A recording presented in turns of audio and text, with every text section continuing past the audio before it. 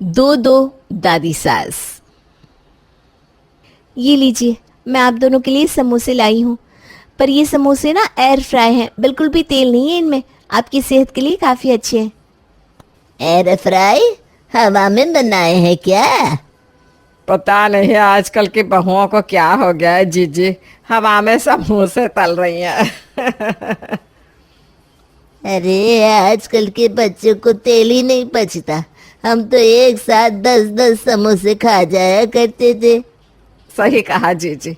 और एक ये है कि हवा में समोसे तल रही है, बोलो।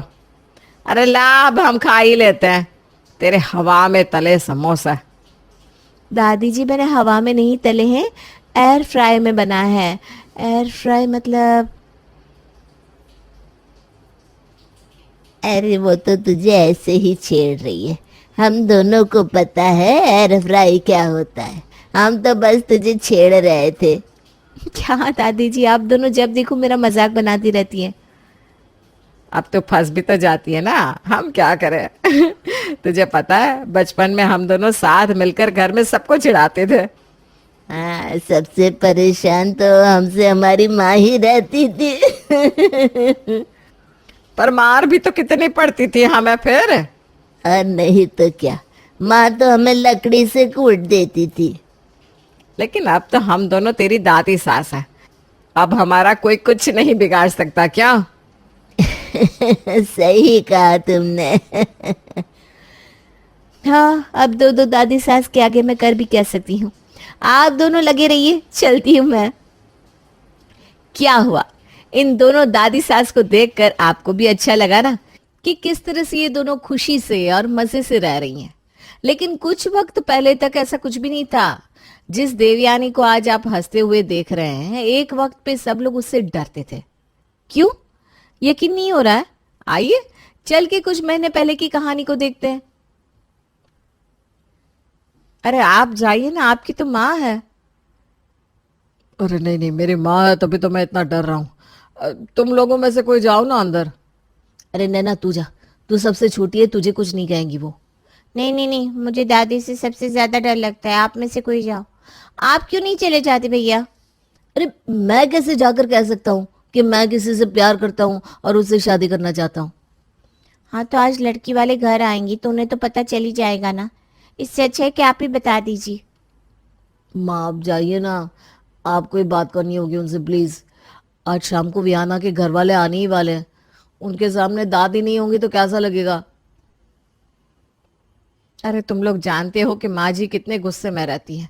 अगर उन्हें ये बात अच्छी नहीं लगी तो मैं तो गई काम से, समझो। पर किसी को तो ये काम करना होगा ना। तभी अंदर से चिल्लाने की आवाज आती है। अरे तुम सब बाहर खड़े क्या बातें कर रहे हो? मुझे यहाँ तक आवाज आ रही है। जो कहना है अंदर आकर कहो, नहीं तो जाओ यहाँ से। एक काम करते हैं, सब लोग साथ में चलते हैं। हाँ ये अच्छा आइडिया है। ठीक है चलो। देवयानी के कमरे में सब लोग साथ में जाते हैं, लेकिन किसी के मुंह से एक शब्द भी नहीं निकलता। और सब लोग एक दूसरे को इशारा कर रहे थे बात करने के लिए। अरे अब कुछ बोलोगे भी या यूं ही पुतले की तरह खड़े रहोगे? वो माँ आज शाम को श्रवण को देखने के लिए लड़की वाले आ रहे हैं, इसलिए हम सब चाहते थे कि आप भी वहां मौजूद रहे तो अच्छा होगा। हाँ माँ जी, आखिर लड़की को तो आपको ही पसंद करना है।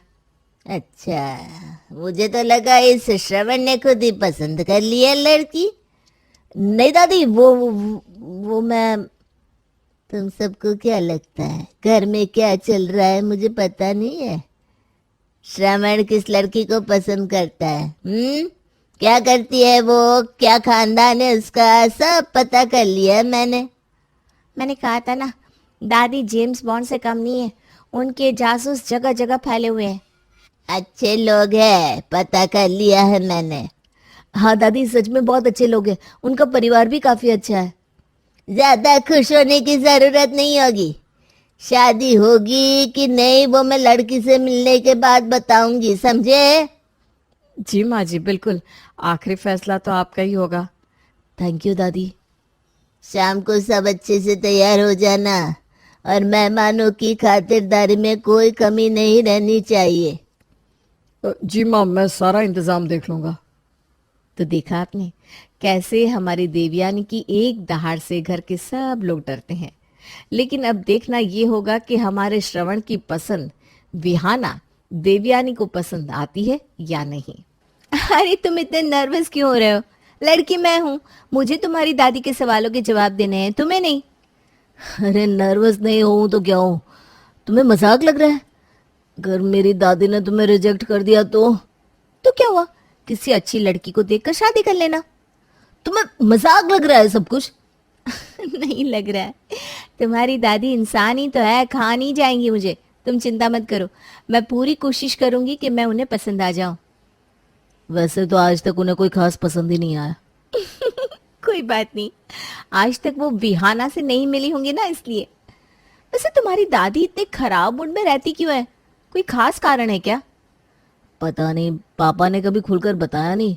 बस इतना कहा था कि एक वक्त पे वो इतनी कूल थी कि सारा घर उनकी हंसी से गूंजता था। फिर तो जरूर कोई बड़ा कारण रहा होगा उनके इस बदलाव का। तुम ना वो सब बाद में सोच लेना, अभी बस दादी को इम्प्रेस करने के बारे में सोचो।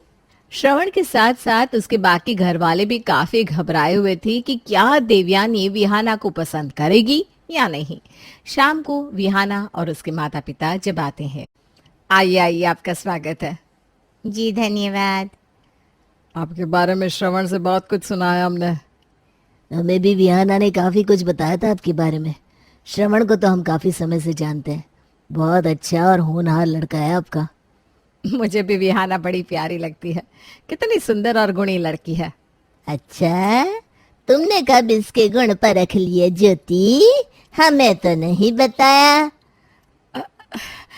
ये हमारे घर की सबसे बड़ी है। जी नमस्ते। प्रणाम दादी। प्रणाम प्रणाम, बैठो यहाँ आकर हमारे पास। जी। तो बताओ, एक परिवार को बनाए रखने के लिए क्या क्या जरूरी है? मैं ज्यादा अनुभवी तो नहीं हूँ दादी, लेकिन मुझे लगता है कि परिवार को बनाए रखने के लिए प्यार और नियम दोनों जरूरी हैं। अगर दोनों में से किसी एक भी कम हो जाए ना, तो परिवार नहीं चल पाता। और अगर परिवार में किसी के बीच तकरार हो जाए तो क्या करना चाहिए? तो एक दूसरे को कुछ मीठा खिलाकर मना लेना चाहिए, बस। विहाना की ये बात सुनकर देवयानी को कुछ याद आ गया, जैसे ये वाक्य किसी और ने भी बोला हो। ऐसा ही कुछ छोटी भी कहती थी। क्या हुआ दादी जी, आप कहीं खो गई? नहीं नहीं। माँ जी, आपको विहाना पसंद है ना? हाँ, हमें विहाना पसंद है। तुम आज ही विहाना को शगुन दे दो। बधाई हो बहन जी। आपको भी। देवयानी ने श्रवण और विहाना की शादी के लिए हामी भर दी। दोनों परिवारों में शादी की तैयारियां शुरू हो गई थी। माँ, ज्योति और मैं सोच रहे थे कि घर में शादी है तो हम उन्हें न्योता दे दे तो। नहीं, कोई जरूरत नहीं है। पर माँ जी, वो आपकी। हमने कहा ना, कोई जरूरत नहीं, जाओ यहाँ से। ठीक है। माँ जी मना तो कर रही हैं, लेकिन उनका दिल भी यही चाहता है कि वो आए इस शादी में। विहाना और श्रवण की शादी बड़े ही धूमधाम से करवाई गई। श्रवण और विहाना की खुशी का तो कोई ठिकाना ही नहीं था। शादी के बाद कुछ दिन भी उनके बहुत अच्छे से गुजरे थे। चलो, अब सच सच बता दो। सच सच बता दो? क्या बता दो? मैं जानती हूँ तुम्हें पता है सब कुछ, लेकिन तुम मुझसे छुपा रहे हो अपनी दादी का वो राज। हाँ, मुझे पता है। मुझे क्या, इस घर पर सबको पता है। तो फिर मुझसे छुपा क्यों रहे हो? बताते क्यों नहीं हो? वो बात बहुत पुरानी हो गई है, उसका भी कोई फायदा नहीं है। अरे कोई फायदा कैसे नहीं है? तुम्हें पता है, जब मैंने कहा था कि मीठा खा के मनमुटाव को मिटा देना चाहिए, तो तुम्हारी दादी किसी के बारे में सोच रही थी, जैसे कोई उनका अपना उन्हें याद आ गया हो। शायद उसी शख्स की याद की वजह से उन्होंने मुझे पसंद किया। मैं जानता हूँ, लेकिन अब उस बात को कई साल हो चुके हैं। तुम मुझे बताओ तो सही, बात क्या है? शायद मैं तुम्हारी दादी की मुस्कान फिर से वापस ला सकूं। दादी और उनकी बहन नारायणी बचपन से ही एक दूसरे के बहुत करीब थे। दादी अपनी बहन को छोटी कहकर बुलाती थी। जब उनकी शादी हुई तो वो अक्सर अपनी छोटी बहन को यहाँ बुलाती थी। दोनों के साथ होने से यह आंगन जैसे खिलखिला उठता था। अरे बस कर छोटी, अब कितना काम करेगी? जब से यहाँ आई है काम कर रही है। अरे बहन के ससुराल आकर बैठी थोड़ी ना रहूंगी अब जीजी। मुझे तो बहुत अच्छा लगता है जब भी तू यहाँ आती है। मुझे भी आपके पास रहना बहुत अच्छा लगता है। दोनों के प्यार की मिसाल देते थे लोग, लेकिन जब दादी को पता चला कि उनकी बहन को उनके पति के दोस्त से प्यार हो गया है तो वो बहुत नाराज हो गई। मैंने तुझे इसलिए यहाँ बुलाया था क्या कि तू प्यार में पड़ जाए? जी जी, आपकी शादी से ही मैं और विजय एक दूसरे को पसंद करते हैं और उसमें बुराई क्या है? अच्छा, अब समझ में आया कि तू यहाँ मेरे लिए नहीं बल्कि उस विजय के लिए आती थी, है ना? नहीं नहीं जीजी, ऐसा नहीं है, आप मुझे गलत समझ रही हैं। लोग क्या कहेंगे कि बड़ी बहन ने छोटी बहन को इसलिए अपने ससुराल में रखा था जिससे वो उसे नैन मटका करने की इजाजत दे सके।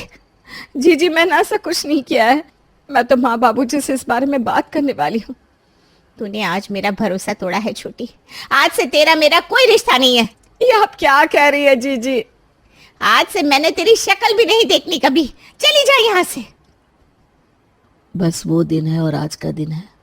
उन्होंने फिर कभी अपनी बहन से बात नहीं की, लेकिन हमेशा उन्हें याद ज़रूर करती हैं, लेकिन कहती कुछ नहीं है। उनके चेहरे से ही पता चलता है कि वो अपनी बहन को कितना याद करती हैं। लेकिन वो झुकेंगे नहीं। लेकिन हमें उनके और उनकी बहन के बीच की इस दीवार को गिराना होगा। हम सब ने बहुत कोशिश की है वियाना, कई बार की है। पापा और मम्मी तो मेरी शादी में भी नारायणी दादी को बुलाना चाहते थे, लेकिन दादी ने मना कर दिया। शायद हमें कोई और तरीका अपनाना होगा। आइए दादी जी, बैठिए। आज मैंने स्पेशल खाना बनाया है। अच्छा, क्या बनाया है? आज मैंने पूरन पोली बनाई है। क्या? पूरन पोली? क्या हुआ, आपको पसंद नहीं है? नहीं नहीं, ऐसा कुछ नहीं है। ये लीजिए, चख कर बताइए। देवयानी जैसे ही पूरन पोली चखती है वो कुछ हैरान परेशान सी हो जाती है। क्या हुआ दादी, आपको अच्छी नहीं लगी क्या? ये किसने बनाई है? मैंने बनाई है दादी। क्यों, आपको क्या लगा किसने बनाई है? सच में तुमने बनाई है? हाँ दादी, मैंने ही बनाई है।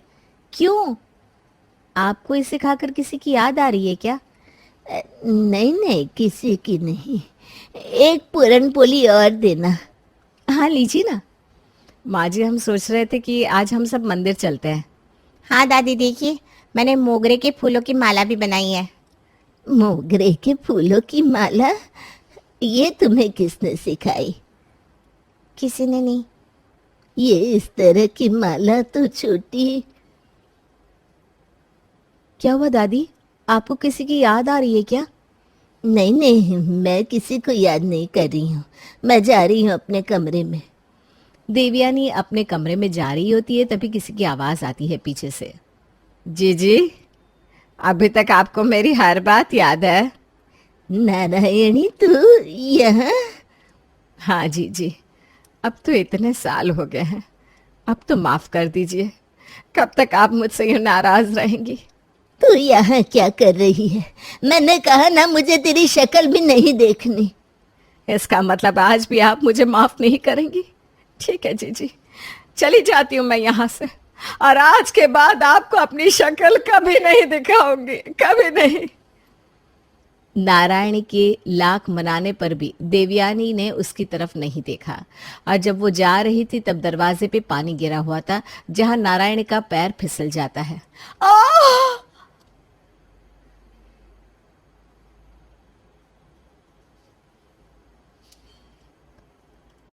दादी जी, अब ठीक तो है ना? छोटी छोटी तो ठीक तो है। इस घर में किसी का ध्यान ही नहीं रहता कि दरवाजे पर पानी है। अगर उसे ज्यादा चोट लग जाती तो सब के सब गैर जिम्मेदार है यहाँ। हटो सब। छोटी, आजा अंदर मेरे कमरे में चला। लेकिन आपने तो कहा था ना कि मैं आपको अपनी शक्ल भी ना दिखाऊं।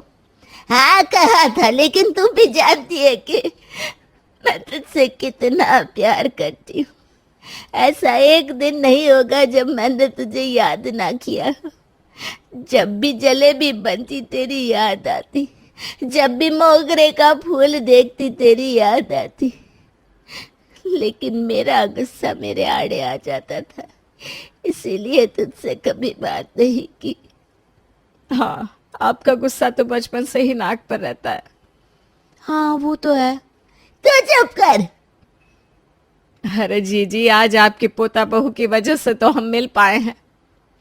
इसीलिए तो मैंने इसे पसंद किया था, वरना इस नालायक को इतनी अच्छी लड़की कहाँ मिलती। मैं नालायक?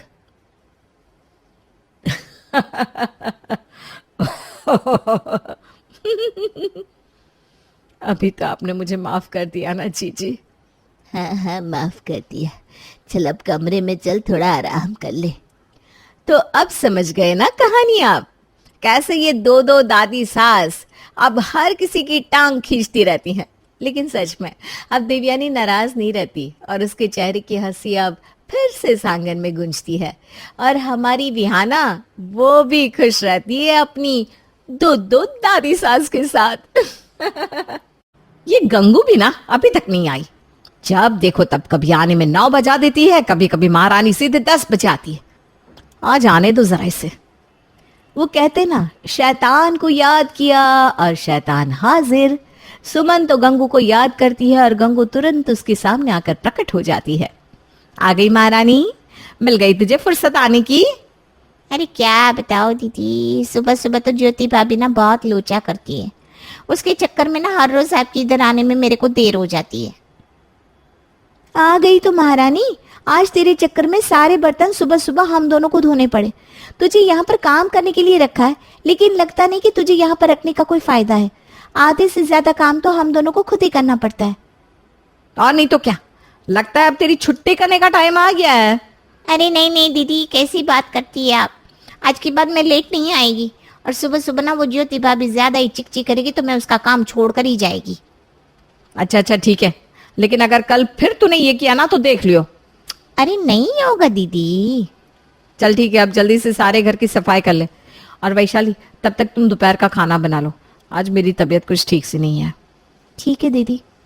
सुमन आराम करने के लिए अपने कमरे में चली जाती है और वैशाली सबके लिए दोपहर का खाना बनाने लगती है। तभी गंगू के दिमाग में खुराफात सूझती है। बहुत दिन से दोनों मेरे को निकालने की बात कर रही है ना। अगर मेरे को यहाँ पर टिकना है तो कुछ ना कुछ तिगड़म तो लगाना पड़ेगा। सोच गंगू सोच, जल्दी से कुछ सोच। अरे हाँ रे, ये आइडिया अच्छा है रे। भाभी, मैं जब भी देखती हूँ हमेशा आप ही घर का खाना बनाती रहती हो। आपको देखकर ना कभी कभी मेरे को आप पर बहुत तरस आता है। अरे ये तो क्या बोल रही है, और वैसे भी मैं इस घर की बहू हूँ तो सबके लिए खाना तो बनाऊंगी ही ना। अरे दीदी, मेरी बात को गलत मत समझो, लेकिन इस घर की बहू तो सुमन दीदी भी है। लेकिन जितना कम आप करती हो ना, उतना वो नहीं करती। आप अपनी जिम्मेदारी समझकर कैसे घर संभालती है, पर सुमन दीदी मेरे को क्या है, मैं घर की सफाई करके देती है। एक मिनट रुक जरा, तू अभी क्या कह रही थी? क्या कह रही थी तू? सुमन दीदी कुछ मेरे बारे में बोलती है क्या?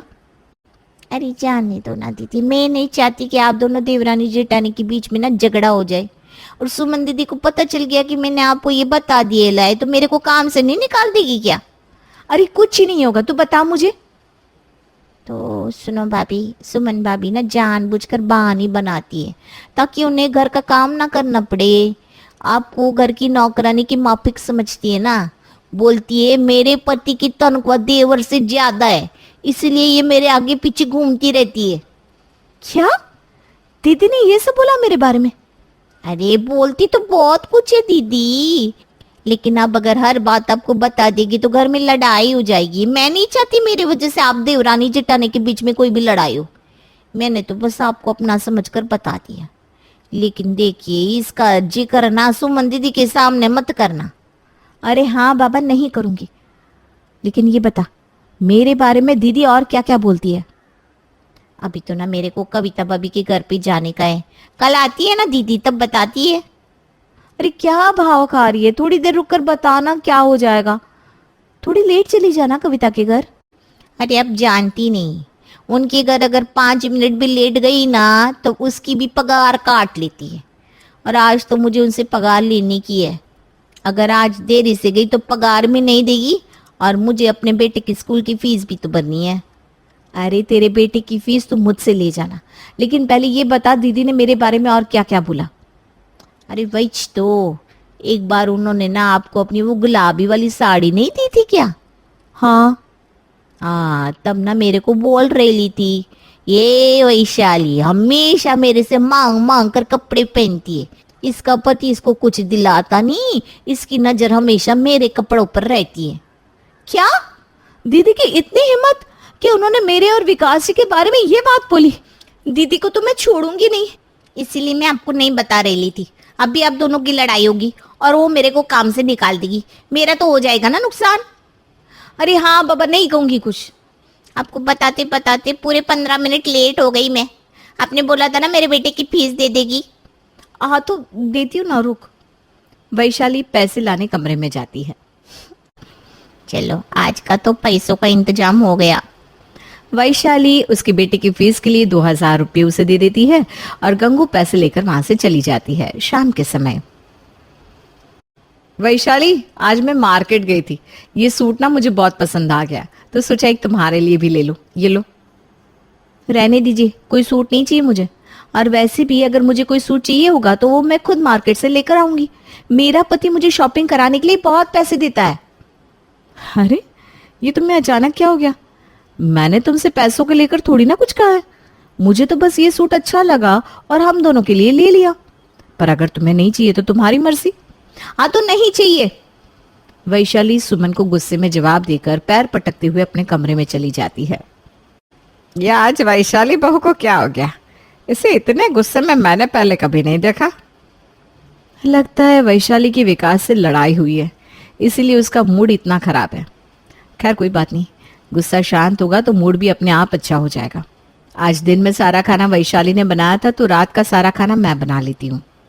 वैशाली के खराब मूड के कारण सुमन उससे रात का खाना बनाने के लिए हेल्प नहीं मांगती, लेकिन फिर भी वैशाली उसे मुंह सड़ा कर ही बैठी रहती है। पता नहीं क्या हो गया इसे। आज तक तो मैंने इसे पहले कभी इतने गुस्से में नहीं देखा। अगली सुबह, ए गंगू, तुझे पता है क्या ये वैशाली का मूड कल से इतना खराब क्यों है? पता नहीं, कल से मुझसे बात ही नहीं कर रही। कोई टेंशन तो नहीं है ना इसे? नहीं ना भाभी, टेंशन तो कुछ भी नहीं, लेकिन वैशाली भाभी ऐसी ही है, वो हमेशा ना आपसे मुंह चिढ़ा कर ही रहती है। अरे क्या कुछ भी बोल रही है? आज से पहले कभी उसने ऐसा नहीं किया। लेकिन तू ऐसा क्यों बोल रही है? वैशाली ने कुछ कहा है क्या तुझसे? अरे छोड़ो ना भाभी, जाने दो। अगर मैंने बता दिया तो खामखा आप दोनों में झगड़ा हो जाएगा, और किसी के घर में आग लगाने का काम ये गंगू नहीं करती। हाँ या आधी अधूरी बात करके मेरा दिमाग खराब मत कर। सच सच बता, क्या बात है? क्या बोलती है वो मेरे बारे में? अरे दीदी, बात बात पर एक तो आपको हिटलर बोलती है, कहती है जेठानी है तो सर पर चढ़ कर बैठ गई है, जब देखो तब चक्कर चक्कर करती रहती है।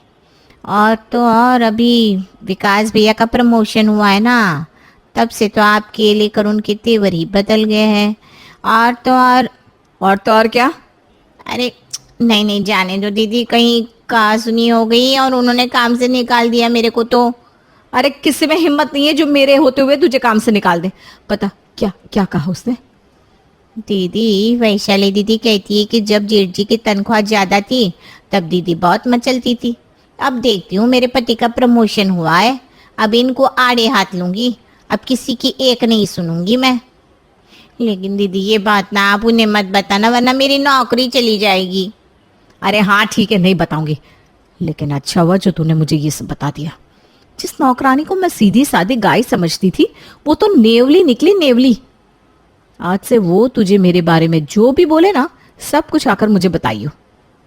बोलती तो बहुत कुछ है दीदी, कहती है जेठ जी बैंक में कोई मैनेजर नहीं है, चपरासी है चपरासी। माधव भैया को तो हमेशा चपरासी चपरासी कहती है वो। हे भगवान, मैंने तो कभी सपने में भी नहीं सोचा था कि ऐसी ऐसी हरकतें करती है। अरे भाभी, जो जैसा दिखता है ना वैसा होता नहीं है। अच्छा वैसे अभी आपके पास 2000 मिलेंगी क्या? 2000? हाँ है ना, लेकिन किस लिए चाहिए तुझे? अरे वो मेरा पति चपरासी है ना, तो कल उसको काम पर चोट लग गई, मालिक ने इलाज के लिए पैसे नहीं दिए, तो उसकी दवाई लाने को पैसे तो चाहिए ना। हाँ अच्छा ठीक है, देती हूँ अभी। सुमन के सामने भी वैशाली की चुगली लगाकर गंगू उससे भी पैसे ऐड कर ले जाती है। अब हर रोज कभी वो वैशाली से पैसे ऐंठती तो कभी सुमन से, और इस चक्कर में उसने दोनों देवरानी जेठानी के बीच में इतना जहर घोल दिया कि घर में आए दिन छोटी छोटी बात पर उनकी लड़ाइयां होने लगी। मैंने बोला ना पहले मैं खाना बनाऊंगी, आपको पता है ना विकास जी का ऑफिस जाना है। अरे तो पूरी दुनिया में तेरा ही पति क्या जॉब करता है? माधव जी को भी ऑफिस जाना है, बनाने दे मुझे खाना। अरे तो बना लो ना, मैं कहाँ मना कर रही हूँ। अपने लिए नई गैस खरीदो और बना लो खाना, क्योंकि ये गैस मैं अपने साथ दहेज में लेकर आई थी, इसलिए अगर इस गैस पर पहले कोई खाना बनाएगा तो वो मैं बनाऊंगी। अच्छा, तब तो ये चकला बेलन और ये तवा मैं बाजार से खरीद कर लाई थी, तुम इस पर रोटी मत बनाना। तो फिर आप इस पतीले में चाय क्यों बना रही हो? ये पतीला तो मैं बाजार से खरीद कर लाई थी। अब भी क्या भी चाय निकालो इसके अंदर से। एक काम करती हूँ, मैं इस चाय को फेंक देती हूँ। वैशाली चाय का पतीला उठाती है और सारी की सारी चाय सिंक में फेंक देती है। ये क्या किया तुमने? तुम्हारा दिमाग तो खराब नहीं हो गया? पूरी की पूरी चाय तुमने सिंक में फेंक दी। अक्कल घास चढ़ने गई है क्या तुम्हारी? तुम्हारे पति का प्रमोशन हो गया, तुम्हारे अंदर जो पहले थोड़ी बहुत तमीज थी ना, अब तो वो भी नहीं रही। क्या क्या बोली आप? अभी तक तो मैं कुछ बोली ही नहीं हूं, लेकिन तुमने जो मेरे लाए हुए इस कुकर में सब्जी बनाई है ना, अब तो वो भी इस सिंक में ही जाएगी। वैशाली की तरह अब सुमन भी कुकर उठाकर सारी की सारी सब्जी सिंक में फेंक देती है और दोनों में हो जाता है फिर से संग्राम। आपने सारी की सारी सब्जी फेंक दी? आपको पता है ना विकास जी को ऑफिस जाने में देर हो रही है, उसके बाद भी आपने ऐसा किया? मेरे पति की नौकरी आपके पति से ज्यादा अच्छी है ना, तो जल रही हो हमसे, लेकिन आज तो मैं जले तुमसे मेरी जूती भी ना। और आज से क्या? हाँ, आज से क्या? अरे ये सुबह सुबह क्या कर रही हो तुम दोनों? और ये किचन का क्या हाल मचाया हुआ है? तुम्हें पता है ना मुझे ऑफिस जाना है सुमन, अभी तक मेरा लंच पैक नहीं किया तुमने। और मेरा लंच कहाँ है वैशाली? वो रहा सिंक के अंदर। दीदी ने सारी की सारी सब्जी सिंक के अंदर फेंक दी। क्या? लेकिन क्यों भाभी? अरे तो मैंने जानबूझकर थोड़ी ना फेंकी, इसने भी तो सिंक के अंदर सारी की सारी चाय गिरा दी। अरे आपके कहने का मतलब क्या है? इसमें सारी की सारी गलती मेरी है? अरे ये सब आपने शुरू किया। हे भगवान, सुबह सुबह क्या महाभारत छेड़ दी इन दोनों ने फिर से। उन सब की चिल्लाने की आवाज सुनकर निर्मला देवी वहां पर आती है। अरे क्यों इतना हल्ला मचाया हुआ है सुबह सुबह? अरे कुछ नहीं माँ, इन दोनों का दिमाग खराब हो गया है। आज तो हमें लंच मिलने से रहा। चलो विकास, हम ऑफिस जाकर कुछ खा लेंगे। इन दोनों को तो बहस करने से ही फुर्सत नहीं है, पता नहीं क्या क्या कर रही हैं आजकल। अब निर्मला देवी के सामने उसके दोनों बेटे भूखे पेट और बिना लंच लिए ऑफिस चले गए, तो उसे तो ये बात बहुत बुरी लगी, लेकिन उसकी दोनों बहुओं में आखिर अचानक रोज रोज से महाभारत कहाँ से शुरू हो गई, ये उसे समझ में नहीं आ रहा था। पहले तो ये दोनों कभी इस तरह कुत्ते बिल्ली जैसे नहीं लड़ी, फिर अचानक इन दोनों में इतनी लड़ाइयाँ कैसे होने लग गई? कुछ ना कुछ बात तो जरूर है, मुझे इसका पता लगाना पड़ेगा। अब निर्मला देवी कैसे भी उनकी लड़ाइयों का कारण पता लगाना चाहती थी, और वो कहते हैं ना, जब भी किसी चीज को शिद्दत से चाहो तो पूरी कायनात हमें उनसे मिलने की साजिश में लग जाती है। निर्मला देवी गई हुई थी पार्क में वॉक करने, तभी उसकी नजर पड़ी उनके घर में काम करने वाली नौकरानी पर, जो सुबह सुबह घर में काम करने के टाइम पर अपनी एक सहेली के साथ पार्क में बैठी थी। ये तो इसका घर में काम पर आने का टाइम है, यहाँ इस समय ये क्या कर रही है? और घर आकर बोलती है ज्योति ने इस काम के लिए रोक लिया, उस काम के लिए रोक लिया। अभी जाकर पूछती हूँ इससे। निर्मला गंगू के पास जा ही रही थी, तभी उसे कुछ ऐसी बातें सुनाई देती है जिसे सुनकर वहीं पर एक पेड़ के पीछे वो छुप जाती है। एक वो वैशाली और दूसरी वो सुनीता, दोनों की दोनों देवरानी जेठानी एक नंबर की बेवकूफ है। मैं उन्हें एक दूसरे के बारे में भड़काती हूँ और वो भी ना कुछ सोचे समझे भड़क भी जाती है। मेरा तो वहाँ खूब अच्छा काम चल रहा है, महीने का पगार तो मिलता ही है, ऊपर से दोनों को ऐसे बेवकूफ बना बना कर पैसे आटती हूँ, और दोनों की दोनों इतनी मान है कि मुझ पर शक ही नहीं करती। अच्छा तो ये बात है, अब फूटेगा इसका भांडा। बहुत लड़ाई करवा ली इसने मेरी दोनों बहुओं के बीच में, अभी जाकर दिखाती हूँ दोनों को इसकी सच्चाई। निर्मला तुरंत घर पहुंचती है और थोड़ी देर बाद तभी वहां पर गंगू भी आ जाती है, लेकिन आज तीनों सास बहू एक साथ खड़ी होकर गंगू को घूर रही थी, तो कहीं ना कहीं गंगू को उन पर शक हो जाता है। अरे क्या हो गया?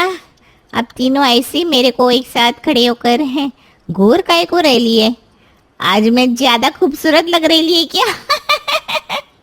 खूबसूरत का तो पता नहीं, लेकिन जो तू इतने टाइम से कर रही है ना, उसके बाद तेरा भूत तो हम जरूर बनाएंगे। क्या मतलब? मतलब जब तू सुबह पार्क में अपनी उस सहेली के साथ चुगलियां लगा रही थी ना, कि कैसे तूने मेरी बहुओं को एक दूसरे के खिलाफ भड़का भड़का कर उनसे पैसे ऐंठे, तब मैंने बहुत अच्छे से तेरी वीडियो बना ली थी। अच्छा तू भी देख ले तेरी शक्ल। निर्मला देवी गंगू को भी उसकी वीडियो दिखाती है, जिसे देखकर गंगू के तो होश उड़ जाते हैं। हम दोनों देवरानी जेठानी इतने मिलजुल कर रहती थी, लेकिन इसकी वजह से न जाने हमने एक दूसरे को क्या क्या बोल दिया।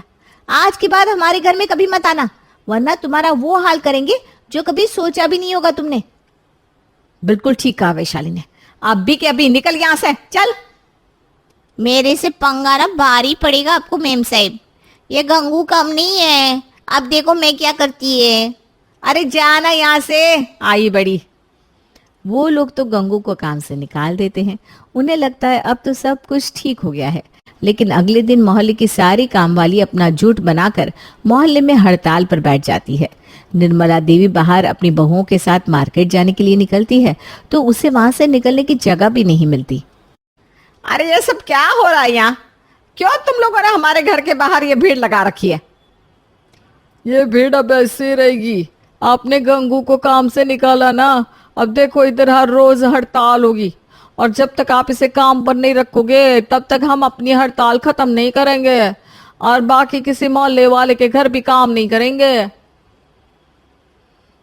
अरे सुमन, तुमने क्यों इसे काम से निकाला? इसके चक्कर में हमारी काम वाली भी काम पर नहीं आ रही है, वो भी इसके साथ यहाँ हड़ताल पर बैठ गई है। तुम्हारे चक्कर में हमें काम करने की आफत आ गई है। हाँ सुमन, रख लो ना इसे वापस काम पर। इसकी थोड़ी सी पगार के लिए ऐसा तो मत करो। अरे पगार के लिए नहीं अनु, ये गंगू हम दोनों देवरानी जेठानी को एक दूसरे के खिलाफ कर करके पता नहीं कितने पैसे ऐंठ चुकी है हमसे। इसके चक्कर में पता नहीं कितनी लड़ाइयां हुई है हमारी। क्या इसका मतलब मेरे घर में जो मेरी और मेरी जेठानी की लड़ाई हो रही है वो भी यही करवा रही है? मतलब ये अंजू ही मुझे तुम्हारे बारे में भड़काती है और तुम्हें मेरे बारे में। और हमारे घर में भी मुझसे भी खूब पैसे ऐंठे हैं इस पुष्पा ने। इसका मतलब इन सब की एक ही फॉर्मूला है, मालकिन को भड़काओ और पैसे कमाओ। हे भगवान, हम लोग भी कितने बेवकूफ हैं जो इनकी बातों में आ गए। चलो उठो यहाँ से, उठ जाओ इधर से। एक बार बोला ना, हम लोग इधर से कहीं नहीं जाएंगे। या तो मेरे को दोबारा काम पर रखो, वरना इन सब में से कोई भी तुम्हारे घर पर काम नहीं करेगा। रोज के रोज इधर ही धरना देंगे हम। ठीक है, तुम्हें धरना देना है तो दो, लेकिन तुम्हें वापस काम पर तो हम नहीं रखेंगे। अरे लेकिन हम खुद घर कैसे संभालेंगे? सुबह से शाम तक मोहल्ले की सारी कामवाली मोहल्ले में धरना देती है। तभी रात के समय निर्मला देवी मोहल्ले की सभी औरतों को अपने घर बुलाती है। अपने रात की इस टाइम हमें यहाँ पर क्यों बुलाया निर्मला आंटी? एक तो घर पर काम करने के लिए काम वाली नहीं, और अब तो वो आने भी नहीं वाली। सारे बर्तन भी जाकर खुद ही धोना है। जल्दी बताओ क्या बात है। अरे तुम सब बिना खामखा इतनी डर रही हो। और सारी काम वाली कितने दिन तक धरना देगी? काम तो उन्हें करना ही पड़ेगा, लेकिन उससे पहले उन्हें झुकाना पड़ेगा, तब जाकर वो चुपचाप काम पर वापस आएंगी। क्या मतलब? ध्यान से सुनो। निर्मला सभी को ऐसा प्लान बताती है कि सभी बड़े ही खुश होकर वापस अपने घर जाती हैं। अगले दिन जैसे ही सारी काम वाली मोहल्ले में धरने पर बैठती है, तभी सबके घर पर नई काम वाली काम करने के लिए आ जाती है। देखो, अगर तुम लोगों को हमारे घर में काम नहीं करना तो मत करो। वैसे भी हमने तो अपने अपने घरों के लिए नई काम वाली ढूंढ ली है, तो हमें अब तुम्हारी कोई जरूरत नहीं है। ऐसा करो, तुम सबकी सब इस गंगू के साथ धरना करो। अरे नहीं नहीं मालकिन, तेरे लिए धरना करने के चक्कर में हमारा काम भी चला गया। मालकिन मालकिन आपका प्लान तो सुपर हिट हो रहा है मम्मी जी। ये भाड़े की काम वाली बहुत काम आ गई। निर्मला के प्लान से सारी कामवालियों की खाट खड़ी हो जाती है और मोहल्ले की सारी कामवालियां अपनी अपनी मालकिन से माफी मांगकर फिर से ऐसी हरकत ना करने की कसम खा लेती है। अंत में सब थोड़ी सी एक्टिंग करके अपनी कामवाली को वापस काम पर रख ही लेते हैं, लेकिन हमेशा के लिए अपनी नौकरी जाने का डर उन सबके मन में ऐसा बैठ जाता है कि वो कभी गलती से भी फिर वैसी हरकत करने के बारे में नहीं सोचती।